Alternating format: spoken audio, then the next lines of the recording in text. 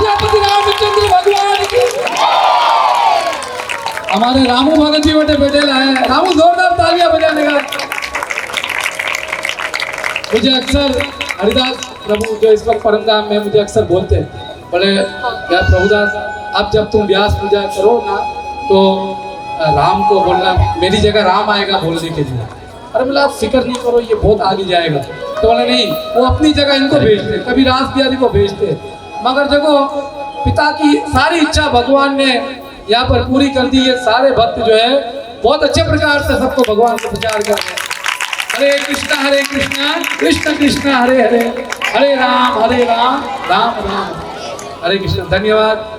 ये इन्होंने मुझे जबरदस्ती कंपारिंग में बिठा दिया है, जबकि मुझे तो भाई आता भी नहीं कुछ बोलना। हरे कृष्णा। मैं आपके वचन सुनूंगा भाई। हरे हरे।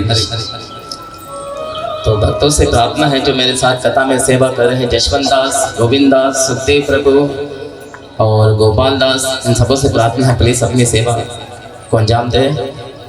और सबसे पहले मैं हमारा आदरणीय पूजनीय जितने भी मेरे शिक्षा गुरु की एज के वरिष्ठ वैष्णव सबके चरणों में नतमस्तक होकर प्रणाम पेश करता हूँ। मेरी योग्यता नहीं है कि मैं आप लोग के सामने बैठकर रामचरितमानस का पाठ करूँ, ना ही तो अधिकार और ना ही तो योग्यता और ना ही तो पवित्रता। तो आप समस्त वैष्णवों के चरणों में प्रणाम करके भीख मांगता हूँ कि आप लोग की साधना से मुझे थोड़ी कृपा दीजिए कि थोड़ी देर में राम कथा बोल सकूं। हरे कृष्ण।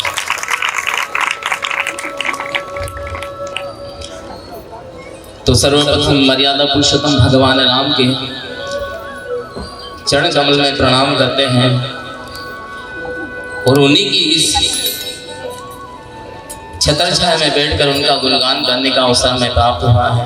राधा रमण भगवान, राधा कन्हैया ईश्वर भगवान, गुरुदेव शिला भक्तिपाद शिला प्रभुपाद जी महाराज के चरणों में प्रणाम करते हुए हमारे पूज्य शिक्षा गुरु श्रीमान हरिदास महाराज जी को प्रणाम करते हुए, जिनकी कृपा से आज हम इस राम कथा को बोलने के अधिकारी हैं। अन्यथा अगर मैं अपने जीवन की बात करूं तो मैं भी एक साधारण व्यक्ति हूं जिसकी ना ही तो कोई योग्यता और ना ही कोई पहचान। लेकिन मेरे पूज्य शिक्षा गुरु ने एक दिन मुझे रोड से उठाया और अपनी उंगली मेरी तरफ की, मैंने उनकी उंगली पकड़ी, उन्होंने मुझे मंदिर ले गए। बस वो दिन है और आज का दिन है, उन्होंने यहाँ पर लाकर मुझे छोड़ा। एकमात्र मेरे शिक्षा गुरु की कृपा है।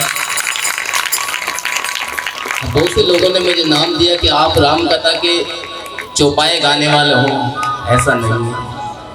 गोस्वामी तुलसीदास जी ने जो राम कथा का सार, वाल्मीकि मुनि ने जो राम कथा का सार दिया है, बस उसी के ऊपर प्रयास करते हैं, उसी के ऊपर अध्ययन करते हैं, उसी को कोट कर आप सभी के सामने प्रस्तुत करते हैं। हमारा इसमें तनिक भी कुछ नहीं है। अगर कुछ भी अच्छा लगता है तो उन राम कथा के आचार्यों का हमारा इसके अंदर तनिक भी कुछ नहीं है। अगर कुछ भी अच्छा लगे तो उन महात्मा लोगों के लिए होगा। हरे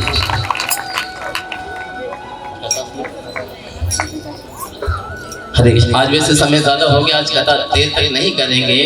कल का विषय दोहराएंगे। कल का विषय बड़ा अद्भुत था और आने वाले कल में क्या चर्चा करेंगे उसकी भूमिका लेकर छोड़ देंगे, क्योंकि समय हो चुका है। और मेरे बाद भी हमारे बीच में एक कीर्तन्यास माता जी है, मेरे ख्याल में आज देवी माता जी है, उनके लिए भी जोरदार खिलाते भी हमारे बीच में है, तो आज उनकी भी सेवा है।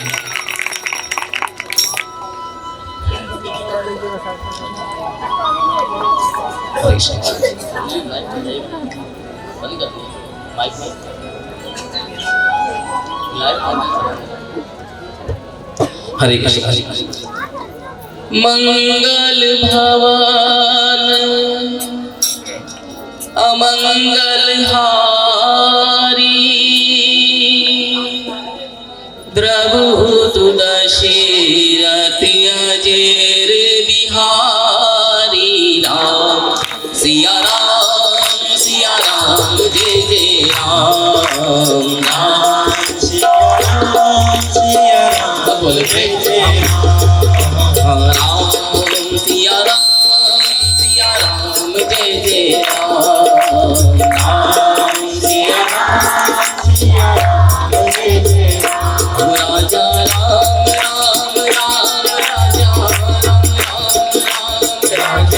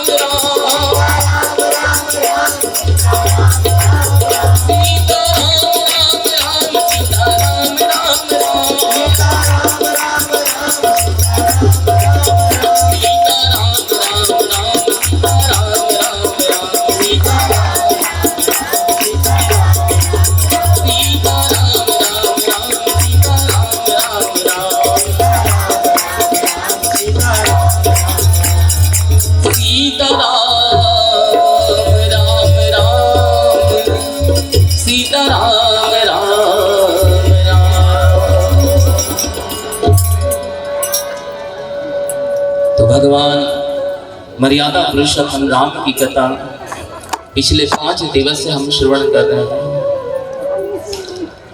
हम सबको भली भांति ज्ञात है कि पिछले साल हमने केवल बालकांड के ऊपर ही चर्चा की थी और बालकांड के समाप्ति होने पर उस कथा को विराम दिया था। और इस साल केवल अयोध्या कांड के ऊपर ही चर्चा चल रही है, क्योंकि हमने जैसे पहले ही बता रखा है कि हम लोग इस रामकथा के पंडाल में कोई टारगेट लेकर नहीं बैठे हैं कि इन 9 दिवस के अंदर हम संपूर्ण रामायण पढ़ लेंगे। जैसे पूज्य आत्माराम प्रभु ने बहुत सुंदर बताया किस कथा से हमें साल लेना है। इस कथा के अंदर भगवान राम के जीवन चरित्र के अंदर जो मर्यादा नजर आ रही है, उस मर्यादा को हम अपने जीवन में लेना है। माँ जानकी किस प्रकार एक पति बनता स्त्री अपने धर्म को पालन करती है, जितनी माताओं को माँ सीता के चरित्र से वो पतिव्रता धर्म को चुराना है। इस कथा से भरत, लक्ष्मण, शत्रुघ्न ऐसे भाई जो राम के हैं, उन भाइयों के जीवन से भाई के साथ कैसे रहा जाए ये निकालना है। हमें टारगेट नहीं बनाना कि 9 दिन के अंदर हमने पूरी रामायण सुन ली और हमने पूरी कर दी। नहीं, ऐसा नहीं। आपको पता, कोई भी आयोजन करने के पीछे बहुत से लोगों का हाथ होता है, बड़ी मेहनत होती है। और जिस कार्य के लिए हम कोई काम करें, जिस प्लेटफॉर्म पे हम जाकर बैठे और उस सत्संग में बैठने के बाद भी अगर पूरा लाभ हमने नहीं उठाया तो कमी किसी कराने वाले में, किसी कहने वाले में नहीं, हमने उसका सहारा नहीं लिया, यह हमारे ऊपर। भले ही हम शारीरिक रूप से इस सत्संग में आकर बैठे, जब तक हमारा मन राम कथा में, कृष्ण कथा में, गौर कथा में ना लग जाए, तब तक हमारा आना सफल नहीं होता है। तो कल हम चर्चा कर रहे थे, सुंदर केवट से मुलाकात करवाई थी गोस्वामी तुलसीदास जी ने, और मुलाकात कराने के समय ये विचार दिया अपना कि किस कारण, किसी बहाने से रघुनाथ जी हंस जाए। क्योंकि सुमंत को जब अयोध्या दोबारा लौटाए राम और माँ जानकी, लक्ष्मण जी तीनों रो रहे थे और यहाँ पर सुमंत भी रो रहे थे, राघव मत जाओ मत जाओ, राघव मत जाओ मत जाओ।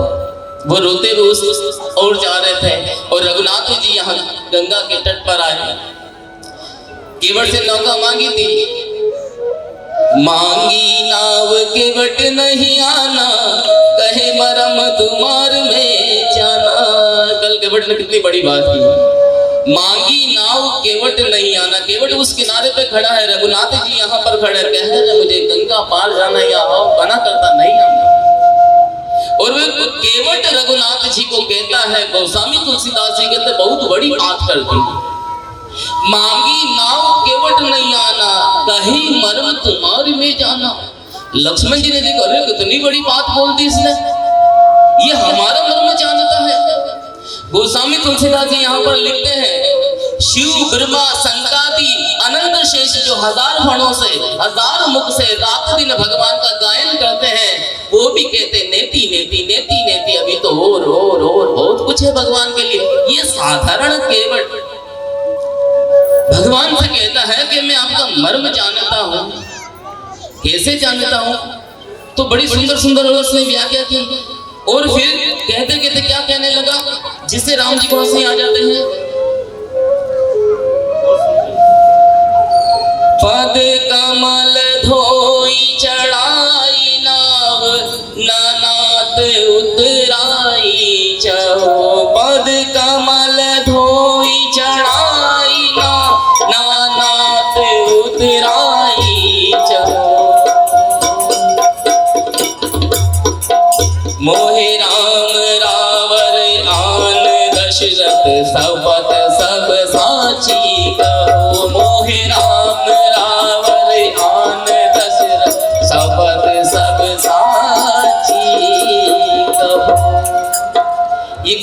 कह रहा है, पहले मैं अपने चरणों को धोऊंगा।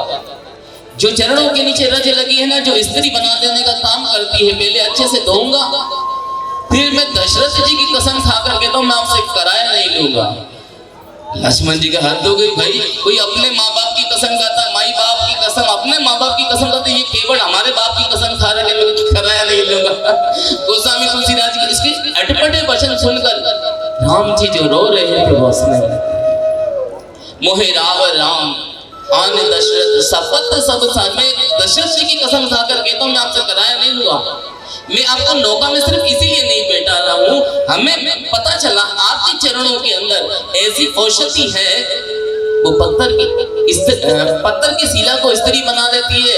माई बाप, मेरी नौका काष्ठ लकड़ी की है और रात दिन पानी में भीगी रहती है, वो तो पहले से मुलायम है। अगर ये स्त्री होकर मुनि की पत्नी बनकर उड़ गई, मेरी रोजी रोजगार बंद हो जाएगी, मैं तो बेरोजगार हो जाऊंगा। राम जी ने कहा भाई, जिससे तेरी रोजी रोटी बचती हो, जिससे तेरा रोजगार बचता हो ना, तू वो कर। केवट दौड़ कर घर के गया, लेकिन हमारी भगवत गीता क्या कहती है? अनन्या चिंतियन जो भगवान का नाम लेते हैं, अनन्या चिंतियन ये जना परिपासते तेषां नित्यभियुक्तना योगक्षेम वहामि।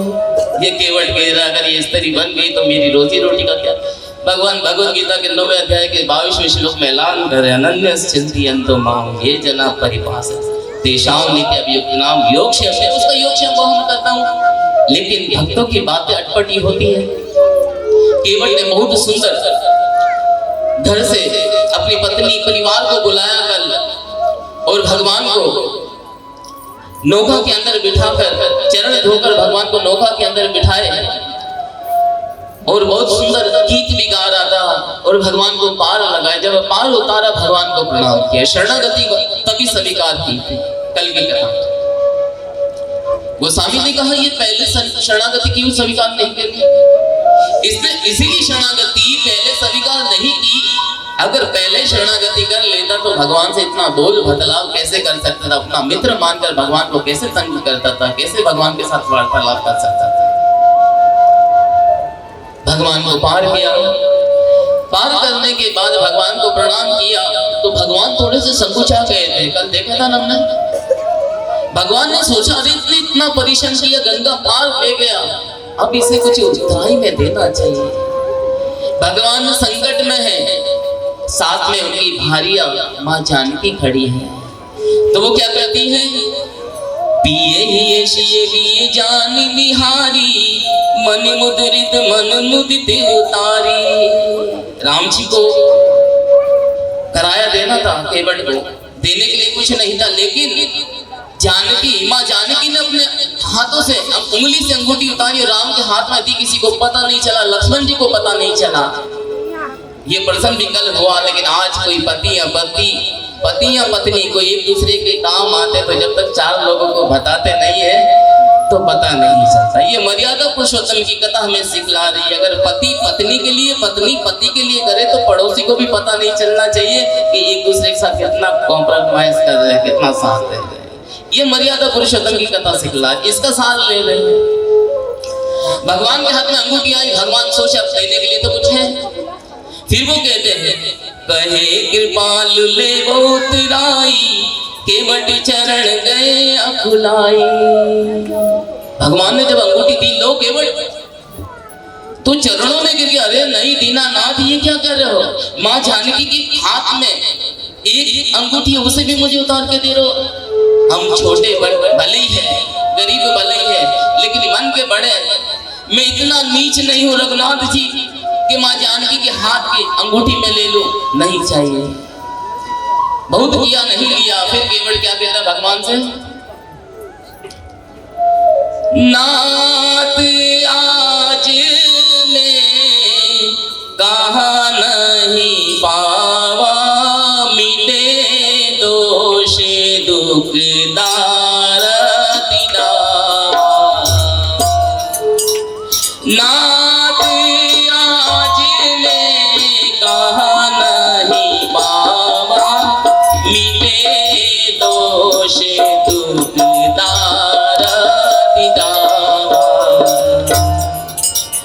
बहुत काल में कीनी मजूरी, बहुत काल में कीनी मजूरी, आज दिने बीती भली भली भूरी, बहुत काल में कीनी मजूरी।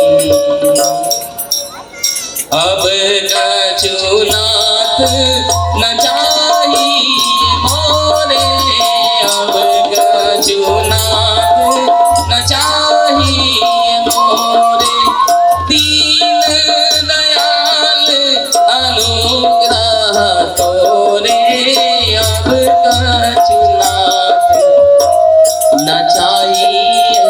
भगवान सब दे रहे तो केवल एक ही बात कह रहा है, क्या कह रहा है? नाथ आज में कहा नहीं पावा। और जब हम मैनेजमेंट को संभाल रहे थे ना, तो सोफाटर वाले कह रहे कि आज हम लोगों में ने भी क्या नहीं पाया। ऐसे महान रसिक आचार्य हमारे बीच में, उनका दर्शन किया, उनको सेवा का अवसर प्राप्त हुआ, तो आज हम लोगों ने भी क्या नहीं पाया। केवल कहता नाथ आज में कहा नहीं पावा, मिटे दोष दुख दारती दावा, ये तीनों ताप खत्म हो गए। अभी आप मुझे देने के लिए कुछ कर रहे हो। मैं आपको सत्य बताऊं रघुनाथ जी, बहुत काल में कीनी मजूरी, बहुत लंबे समय से अपने ग्रस्त परिवार को पाल रहा हूं, रात दिन एक कर रहा हूं, बहुत परिश्रम कर रहा हूं, लेकिन मैं सत्य कहता हूं, आज दिने विधि भली भली भूरी। आज जो हमें लाभ मिला है ना, वैष्णव दर्शन का, वैष्णव सेवा का, वैष्णव संघ का, ये भले सूक्ष्म रूप से नजर नहीं आता, लेकिन आज जो हमने कमाई की है ना, वो कमाई जिंदगी में शायद पहले नहीं की होगी। एक साथ इतने सारे महात्मा, इतने वैष्णव हमारे बीच में उपस्थित हैं। केवट कहता है अब कछुनाथ ना चाहिए मोर, दीन दयाल अनुग्रह, मैं आपसे अनुग्रह करता प्रभु, कुछ नहीं। तो फिर केवट कहता फिरती पार मोही जो देवा, सो प्रसाद में सिर धरी लेवा, अब कछुनाथ ना चाहिए। प्रभु बस एक वचन दे दो, फिरती बार जब आओगे ना, तो आप दोबारा जब लौटोगे अयोध्या, 14 वर्ष बाद वापस आओगे ना, तो जब अयोध्या के लिए जाना होगा, गंगा पार करना होगा, ये वचन देकर जाओ, केवट में तुम्हारी नौका के अंदर बैठूंगा। लक्ष्मण जी ने सोचा कि ये सुधर गया, लेकिन ये नहीं सुधरता है, अभी इतना पकाया है, और जब दोबारा आएंगे फिर का भी ये तैयारी कर रहा है। भगवान ने बहुत किए। फिर माँ जानकी ने कहा ले लो, लक्ष्मण जी ने कहा ले लो, राम जी ने भी कहा केवट ये ले लो, तुम उत्तराई ले लो, लेकिन केवट नहीं लेता है। गोस्वामी तुलसीदास जी दोहे के अंदर क्या कहते हैं? बहुत कीने प्रभु लखन सिए, बहुत किए प्रभु लखन सिए, और नहीं कछु केवट ले। भगवान ने, राम ने, जानकी, माँ जानकी ने, सीता देवी ने, लक्ष्मण जी ने बहुत बहुत अनुग्रह किया, परंतु केवट नहीं लेता। फिर आखिर में भगवान ने क्या किया? विमल भक्ति का वरदान दे दिया केवट को। और जैसे ही होता, हम जब भगवान की सेवा में जब आगे जाते हैं, साधक आगे बढ़ता है, भगवान हमारी रुचि देखते हैं, हमारी इच्छा को देखते हैं, इनको हृदय में बैठे हैं। संसार की कोई वस्तु यदि हम मांगते हैं तो भगवान तुरंत दे देते हैं, लेकिन कोई गंभीर भक्त हो, गंभीर साधक हो, भगवान से संसार की कोई वस्तु नहीं मांगता है, भगवान से भगवान को ही मांग लेता, तो भगवान से निर्मल भक्ति का, नोदा भक्ति का वरदान दे देते। आज केवट ने वो लाभ उठाया है। अब यहाँ ये चले गए थे, और दूसरी ओर सुमंत जी जब अयोध्या के अंदर पहुंचे, तो कल का वातावरण आप लोगों ने देखा कैसा था। सुमंत जब दशरथ जी के पास पहुंचे थे, और दशरथ जी की बाहिरी चेतना आई, तो दशरथ जी ने देखा कि सुमंत आए हैं। सुमंत, क्या राम को घुमा लाए हो? मैंने तुमसे कहा ना कि गंगा पार घुमा कर ले आना, राम को घोर वन में प्रवेश नहीं देना। और दशरथ जी को इतना विरह हो रहा था, इतना विरह हो रहा था, सुमंत तुरंत समझ गए। अगर मैं ये कहता हूं कि रघुनाथ जी चले गए हैं तो इसी समय इसी क्षण महाराजा दशरथ अपने प्राणों को त्याग देंगे, वो जीवित नहीं रहेंगे। तो सुमंत ने बात को घुमाना शुरू कर दिया।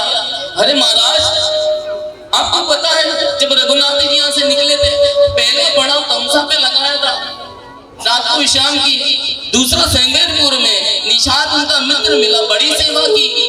फिर आगे गए, वो केवट मिला, उसने तो राम जी को हंसा दिया। फिर वो परली पान चले गए। तो क्या राम नहीं आएंगे? सुमंत ने कहा नहीं, वो कहते आएंगे। महाराज 6 दिन बीत गए, एक दिन और बीत जाए, एक सप्ताह, 4 सप्ताह के बाद 1 महीना, 12 महीने के बाद 1 साल, ऐसे 14 वर्ष बीतने पे रघुनाथ जी आएंगे। दशरथ जी समझ गए कि राम अब नहीं लौटेंगे। तो उस समय दशरथ जी का जो विरह बड़ा था वो अद्भुत था। उसी को हम दोहराकर आगे की कथा को शुरू करते हैं। हाँ रघु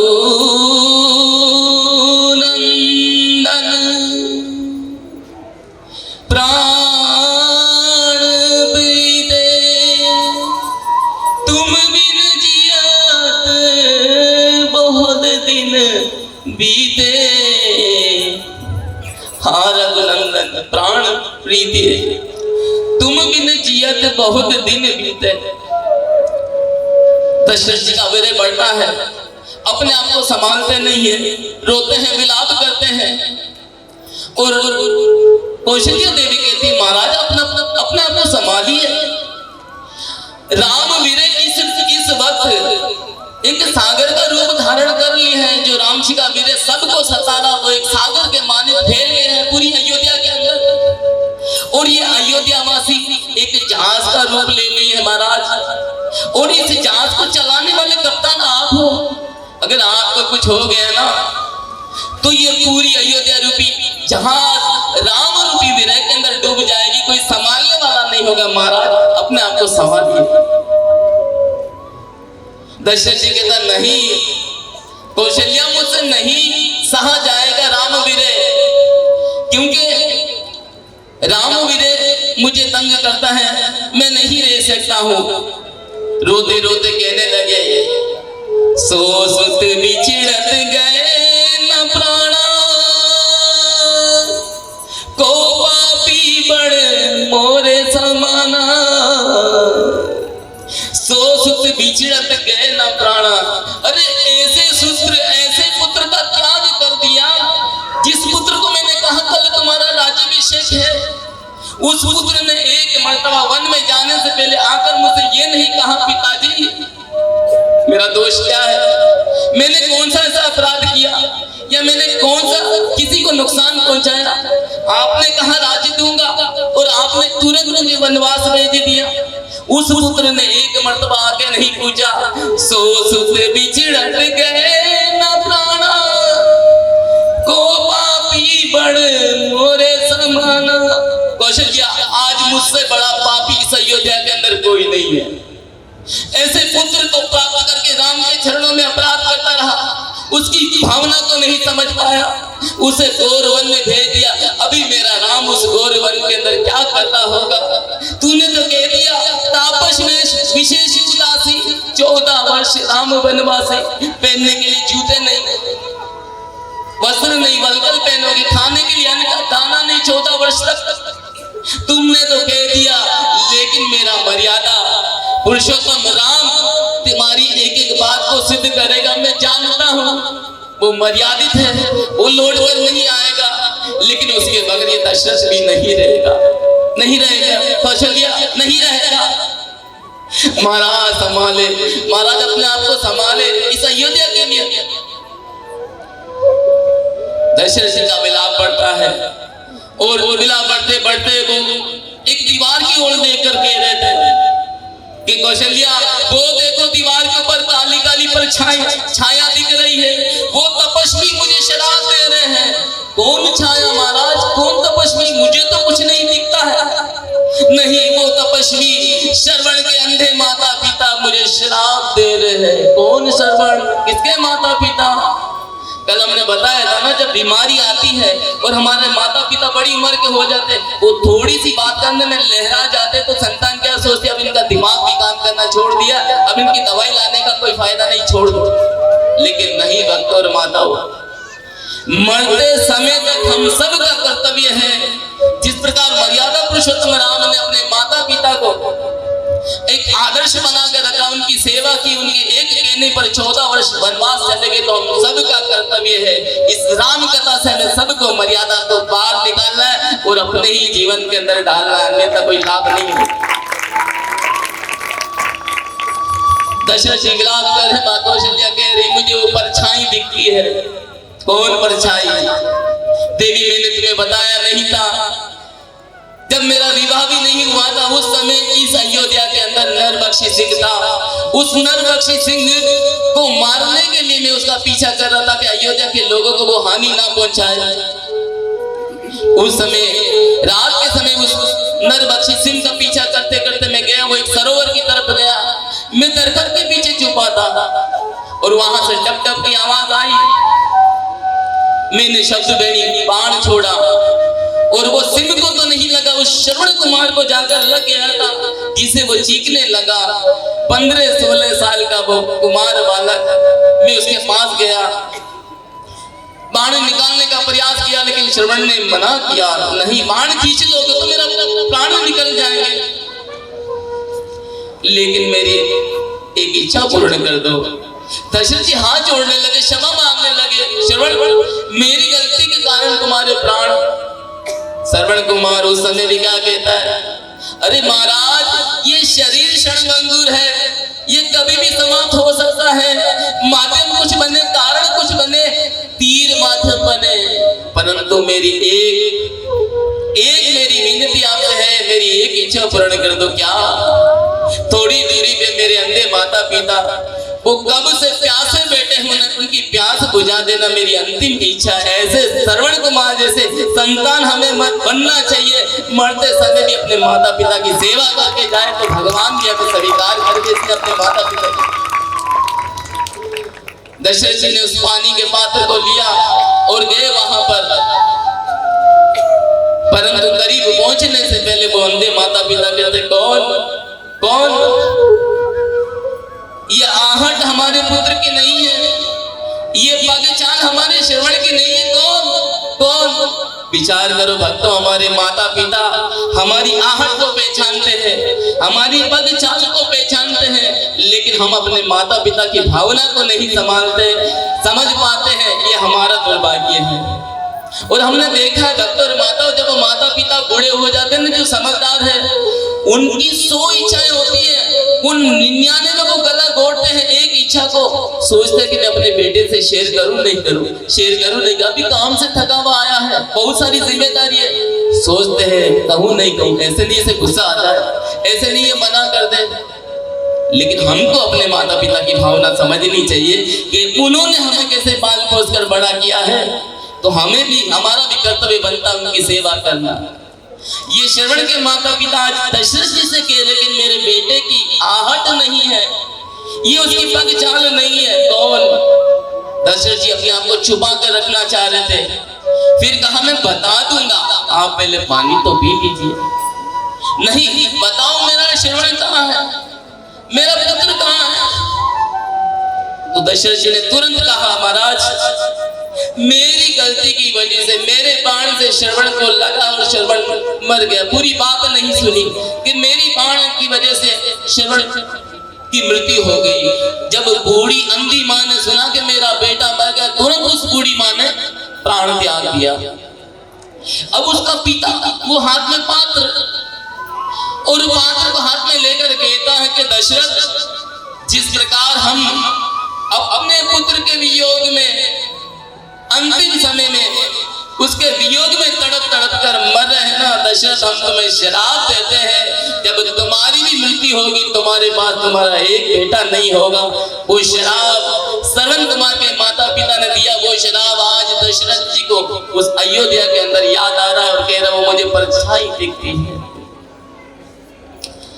दशरथ जी रोते रोते विलाप करने लगे। कौशल्या देवी संभालती है, सुमित्रा देवी संभालती है, कैकेयी का तो त्याग कर दिया है, सुमंत जी संभालते हैं, लेकिन नहीं नहीं नहीं नहीं मुझसे नहीं रहा जाएगा। बहुत विलाप किया। अंतिम समय भी भगवान राम का नाम लेते हुए दशरथ जी ने अपने प्राणों को त्याग किया। राम राम कही राम कही, उस अयोध्या के अंदर सब सन्नाटा है। दशरथ जी का विरह बढ़ रहा है। कौशल्या देवी संभाल रही है, सुमंत संभाल रहे हैं, माँ सुमित्रा संभाल रही है, लेकिन दशरथ जी एक ही बात कहते हैं, राम राम कही राम कही,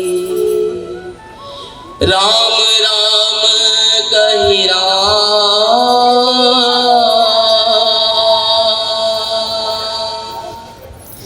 तन पर हर रघुवीर विरे, राव गयो सुरधार। 6 मरतबा राम राम राम राम राम कहते कहते दशरथ जी ने अपने प्राणों को छोड़ दिया। विलाप कर रही है, कौशल्या रो रही है उस अयोध्या के अंदर।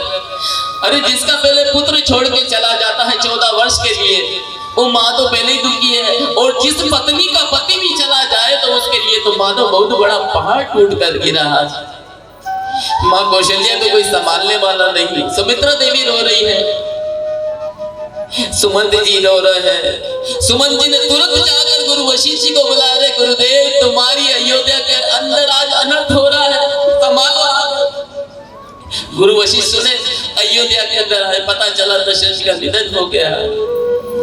उस समय गुरु वशिष्ठ जी ने सबसे प्रथम काम ये किया, एक काष्ठ की नौका मंगाई, उसके अंदर तेल औषधि डालकर महाराजा दशरथ जी के शरीर को रखा।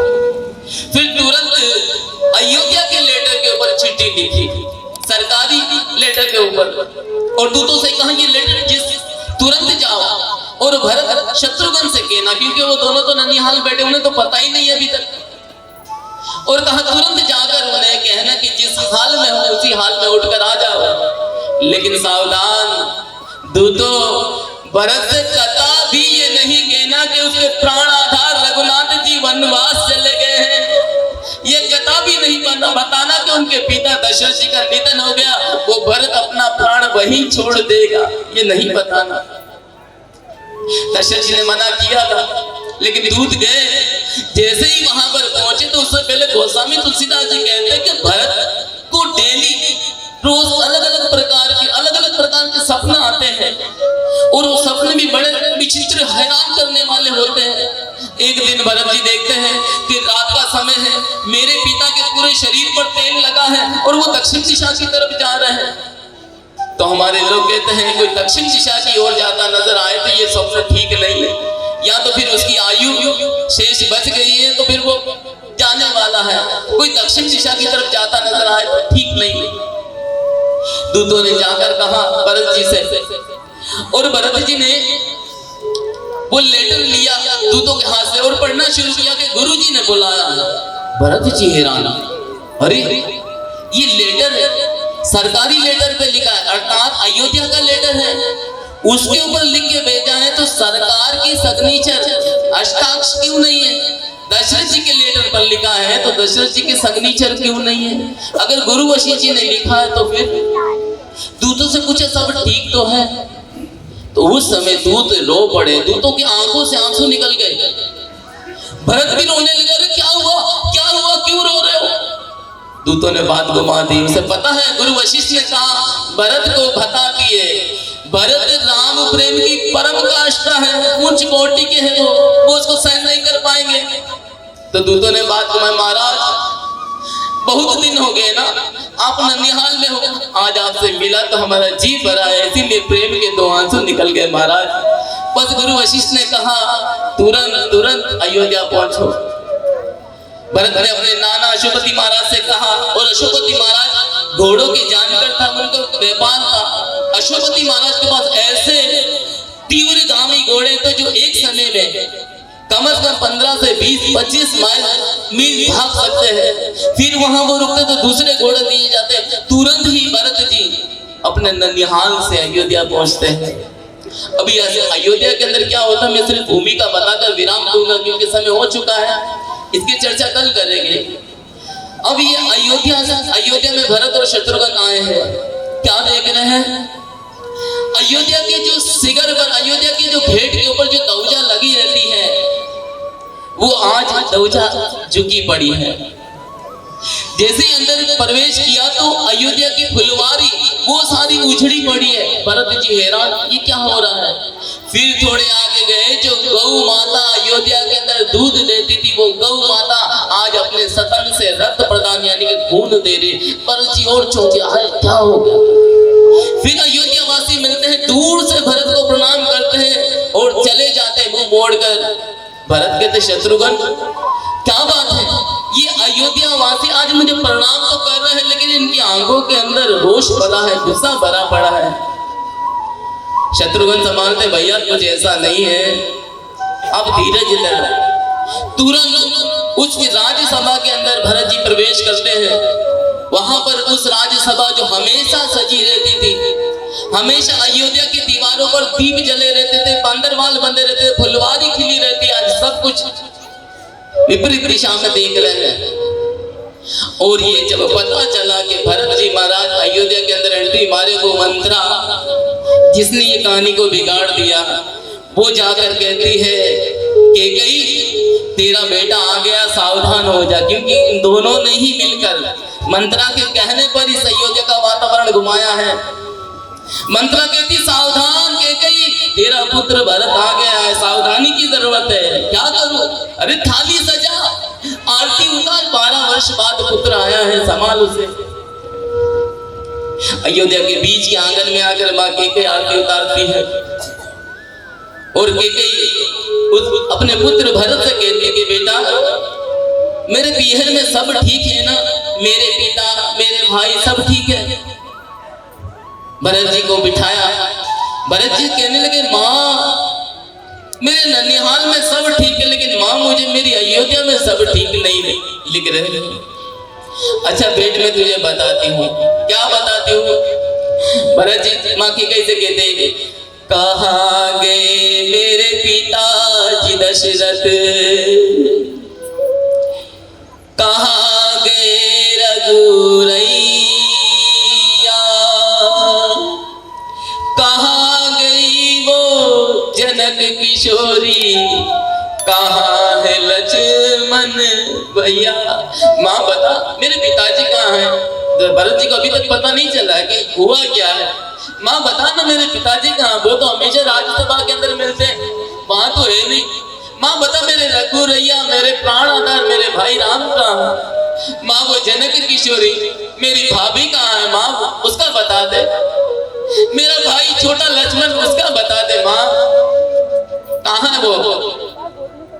उस समय वाकई गई उस स्थान पर बैठती है और जैसी करतूत की है शुरू से लेकर एंड तक प्रसन्न चित्त से भरत को बताने लगी है। और उस समय गोस्वामी तुलसीदास जी कहते हैं कि एक एक शब्द मानो भरत के कान में, भरत के हृदय के अंदर किसी सूल का काम करती, उस कान के और हृदय के अंदर भरत को ऐसे सूल की तरह चुभते हैं और वो बताई जा रही है। ये प्रसंग बहुत गहरा है लेकिन इसके ऊपर चर्चा आज नहीं करेंगे क्योंकि मर्यादा रखनी चाहिए। हमारे सारे वैष्णव बैठे हैं तो मैं आप सबसे करबद्ध प्रार्थना करता हूँ इस कथा को हम कल श्रवण करेंगे। इसी के साथ मैं अपनी वाणी को विराम देता हूँ। आज मौज संयत से बोलने में कोई त्रुटि अपराध में गलती की है क्योंकि इंसान गलती का पुतला, मेरे अंदर तो योग्यता भी नहीं है, राम कथा बोलने की शक्ति भी नहीं है। कुछ ऐसे अल्फाज कह दिए हो जो नहीं कहने थे मुझे, उसके लिए मैं क्षमा चाहता हूँ। एक चौपाई लेकर हम 2 मिनट के बाद अपनी वाणी को विराम देते हैं, फिर आगे का कार्यक्रम जैसे चलेगा वो चलाएंगे। भगवान की सेवा में केवल जिसका मन निर्मल होता है, कोमल होता है, वो सेवा कर सकता है, वही अधिकारी है इस पिंडाल में बैठकर भगवान राम की कथा को सुनना। जैसे आत्माराम प्रभु ने स्टार्टिंग की कथा दोहराई तो उस समय भी गोस्वामी तुलसीदास ने कहा कि भक्ति का जो वाहन है ना, वाहन भक्ति चलती किसके ऊपर है, जिसे हम भक्ति कहते हैं ना, वो भक्ति चलती किसके ऊपर है? तो गोस्वामी ने तो अपनी टीका टिप्पणी करके यही कहा, भक्ति केवल दीनता के ऊपर चलती है। जिस इंसान के अंदर दीनता है, मानो वो भक्ति को लेकर चल रहा, दीनता नहीं तो वो भक्ति भी नहीं कर सकता है। गोस्वामी तुलसीदास जी कहते हैं, निर्मल निर्मल मन जन सो मोह भावा, मोह कपट छल छिद्र न बावा। सिया राम जय जय राम। राम सब कीर्तन के 2 मिनट के लिए। हाँ राम सिया राम जय जय राम। राम सिया राम। ओ राजा राम राम राम राजा राम राम राम राजा राम। राजा राम राम राम राजा राम राम राम राजा राम राम।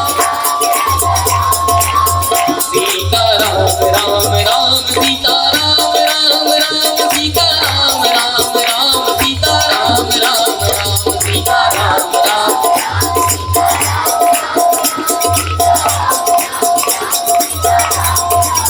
सीता राम राम राम सीता राम राम राम सीता राम राम राम सीता राम राम राम सीता राम राम।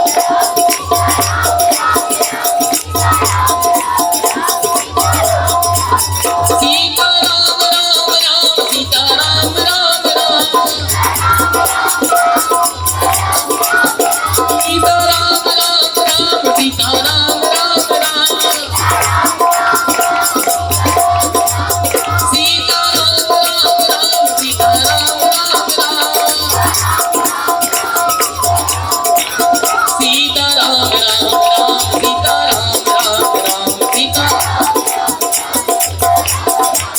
जायो जायो भक्तिमान भक्तिमान भक्तिमान जय जय भक्तिमान।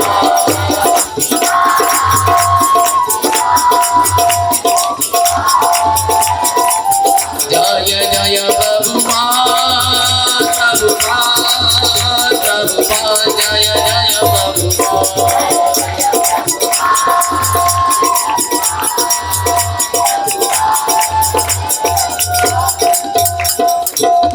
मर्यादा पुरुषोत्तम भगवान रामचंद्र की गुरुदेव शिला भक्तिपाद महाराज की, गुरुदेव शिला प्रभुपाद की, पूज्य शिष्य श्रीमान हरिदास महाराज प्रभु की जी।